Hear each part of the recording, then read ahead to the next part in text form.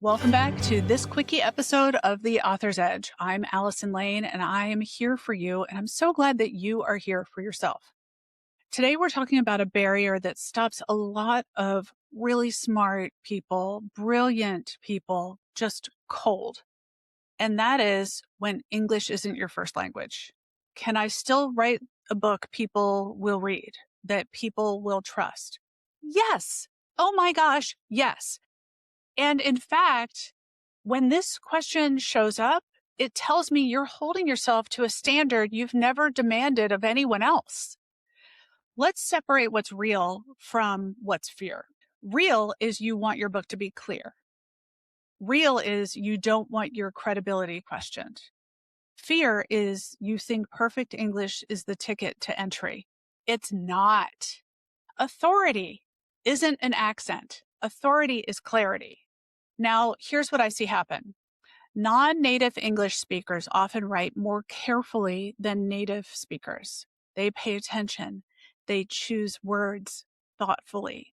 Then they sabotage themselves trying to make themselves sound formal. So here's a reset. Your goal is to not sound like a textbook. Your goal is to sound like a human person, a human who helps humans. And the practical part is that your workflow should match your strongest mode of expression. And for most experts, that's speaking, not typing. So here's the method. Speak it and then shape it, and then you can smooth it. Okay. Speak, shape, smooth. Speak it means record yourself answering real questions, not writing essays. What do people ask you every week? What do they misunderstand? What do they keep doing wrong that costs them time and money and outcomes and health and peace and fulfillment and happiness? Shape it means that you turn those recordings into sections, not chapters yet, because you don't know yet how this is going to shake out. Just sections, like you're building a staircase. The reader climbs it one step at a time.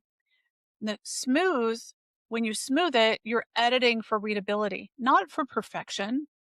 This is where help can matter. A good editor isn't there to erase you or to correct you. They're there to reduce the friction for the reader. Sometimes just make sentences shorter or more clear. And one warning, do not hire someone who rewrites you into just corporate beige. You want clean and clear, but you don't want lifeless, because you are interesting and have personality and perspective. So let's kill this myth, please. If my English isn't perfect, people won't take me seriously. No. People take you seriously when you solve their problem, when your examples land, when your explanations are clear, when you respect their time.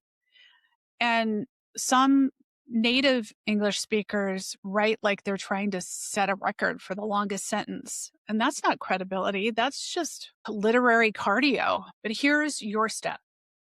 Pick one question that people ask you constantly. Record an answer on your phone, just in voice notes.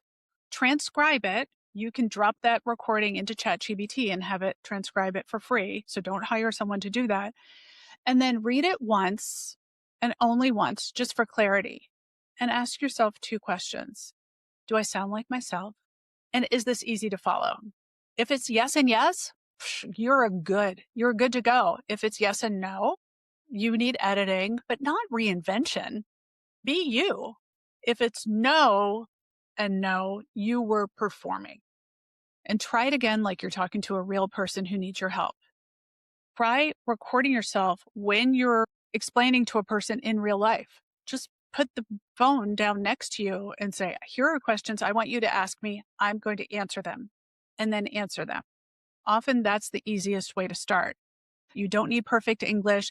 You need a repeatable path from your voice, from your head to the page. You've got to capture it. If you know someone who's been sitting on an important idea because English isn't their first language, please share this with them. Their message, their insight, their perspective is needed by someone, is needed by many people. Sometimes it's up to us to help the people we know take that step forward. It's hard to do all this alone, but you can be a help. And if this is for you, if you're the one who's like, oh, I have been sitting on this, get cracking. Open your phone, be aware of where that voice notes app is so that you're ready. The next time you're sitting in carpool, you can turn it on and say, I'm going to answer this question next, and then do it.